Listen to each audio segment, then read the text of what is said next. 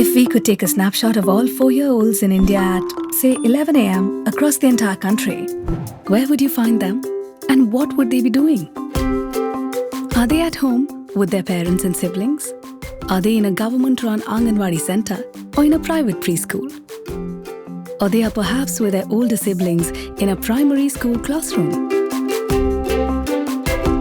Why are these questions important to answer? One reason is that international evidence shows that 90% of brain development occurs by age 5. This means that what happens to children in these early years, in terms of their environment and the support they receive, impacts on the rest of their lives. There also is growing evidence of a learning crisis in the country. Ensuring children get the right start to their education in the early years may help them stay in school and learn to their potential. The India Early Childhood Education Impact Study looked at where children were at age 4, if indeed they were in preschool, and if they were leaving preschool ready for primary school. The study followed a cohort of 14,000 children, starting from when they were 4 years of age to when they were 8, belonging to the rural areas of 3 very different states of the country. It also assessed their learning outcomes in the early primary grades to understand the impact of preschool education quality and school readiness.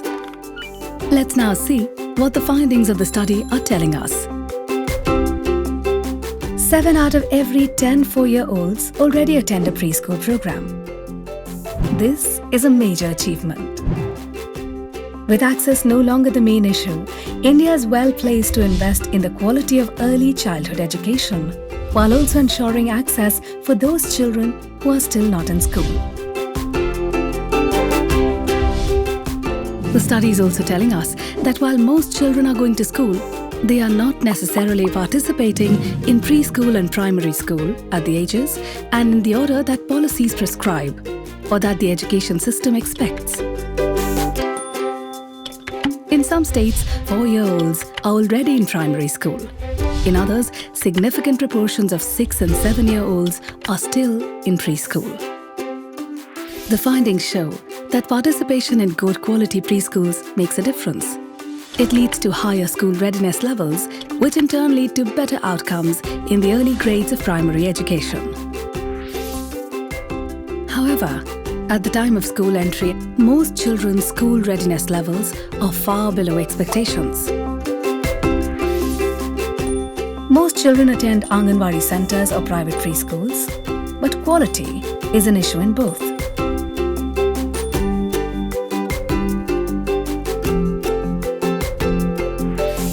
Preschool education that is being provided at present is not developmentally appropriate for children.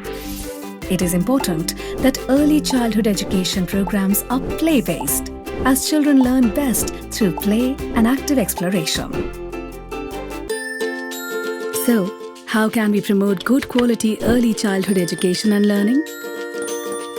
The study points to some key recommendations.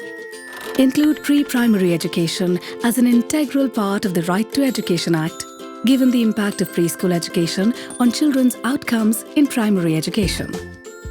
Ensure that children begin primary education only when they are developmentally ready. Design a flexible, play-based foundational curriculum for 3 to 8-year-olds along a continuum for a seamless transition from pre-primary to primary education. Institute a regulatory system for early childhood education to ensure quality standards are adhered to across all providers.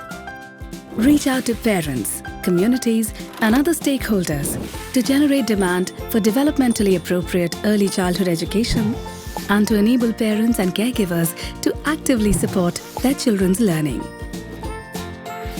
What we instill in our children at an early age will be the foundation upon which they build their future.